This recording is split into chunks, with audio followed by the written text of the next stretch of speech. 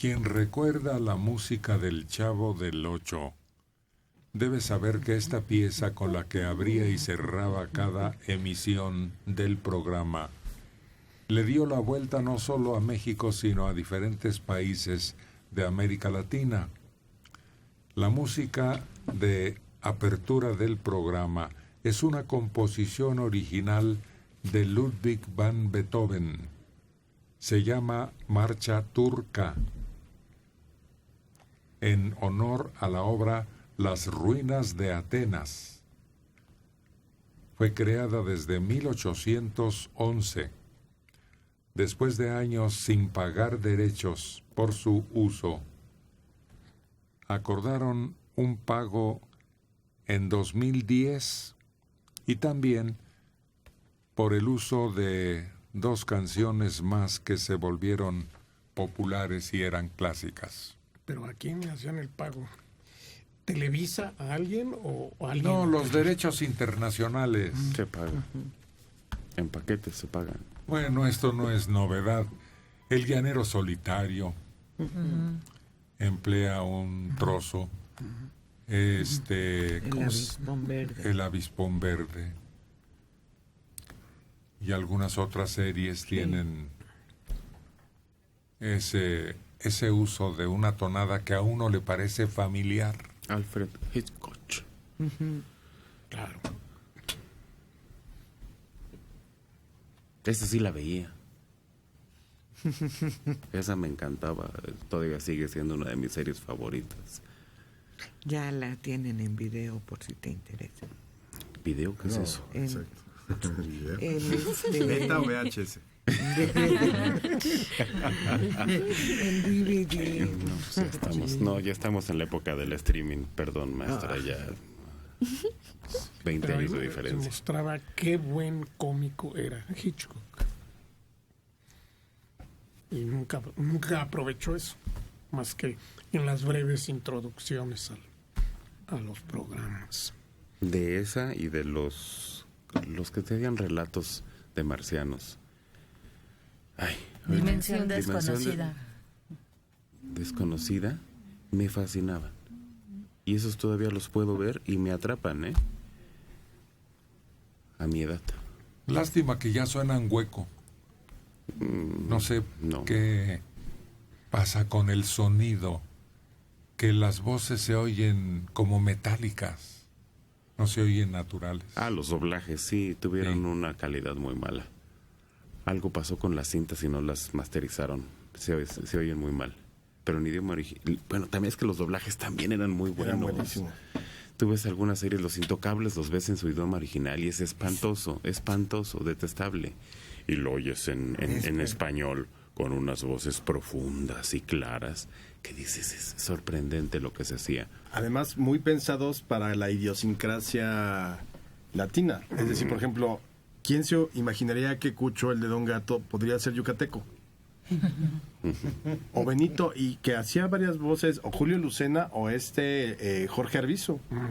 O sea, realmente sí eran grandes doblajes en las series del Túnel del Tiempo, El Crucero del Amor, Patrulla Motorizada, Hechizada, todas estas, Mi Bella Genio, eran muy buenos y siempre tenían el toque, además como de idiosincrasia. Hollywood en cierto tiempo contrató actores de radio mexicanos y locutores para hacer el doblaje. Resulta que las películas de Hollywood que no tenían traducción y que usaban subtítulos, las letras,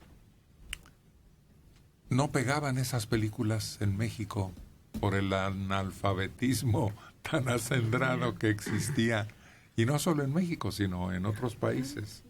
Entonces idearon llevarse a esa gente muy preparada, y las grandes producciones fueron dobladas en Nueva York. Llegaron al extremo de hacer que los actores gringos hicieran versiones en distintos idiomas de películas. Y ellos se tenían que aprender el guión sin saber el idioma. Hay una del Gordo y el Flaco que hablan en francés. Y sí, son sus voces. Pero uno descubre que fue una estrategia que brevemente siguió Hollywood de hacer varias versiones de una misma cinta. No, era payasada y lo hacían dobladores, como dice Héctor, porque el costo de que un actor aprenda papeles en distintos y rodar la escena, era millonario. No, lo doblaban y lo mandaban a distintos mercados. Pero México tenía un acento que se entendía en cualquier parte del mundo donde se hablara español. Lo que llaman neutral. Sí, pero lo perdimos. Y los uruguayos dominan ahora ese mercado. Sí.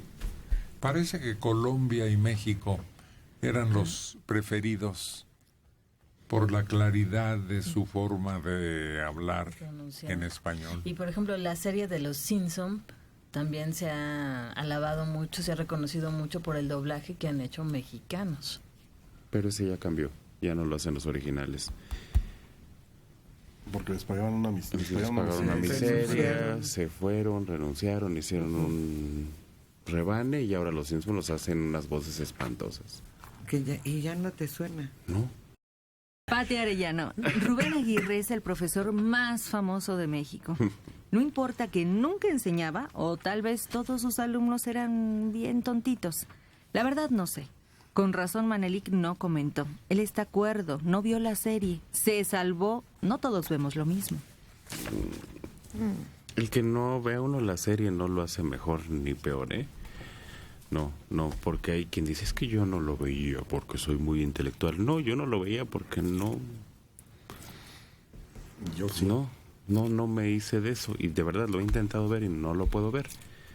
No está usted para saberlo, pero yo hace poco pregunté en mi casa que por qué no teníamos tele. Y me contestaron, sí teníamos, pero no se prendía. Entonces, yo la tele la vine a conocer ya grande, lo que tampoco es una ventaja.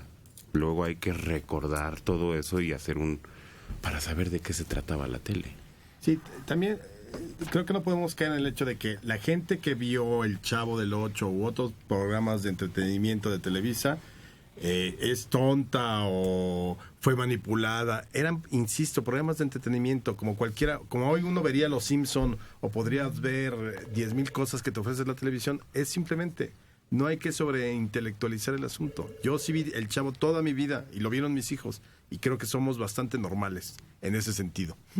En otros no, pero en ese...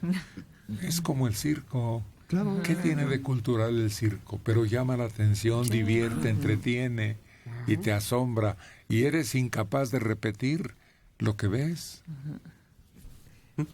Claro, porque es ahí donde entra la educación familiar, el entorno familiar. Ahí puedes estarte sentado horas viendo al Chavo, pero tu realidad está acá, ¿eh? No se te olvide. Y ubicar a los niños, ahí ríete, pero no se levanta el niño y va y pone el pastel en la cara del papá. No es cierto, no, eso no funciona así. Jesús Noyola Alvarado, 63 años, en Gustavo Amadero. La mayoría de la mesa son unos amargados y malinchistas que critican el programa del Chavo.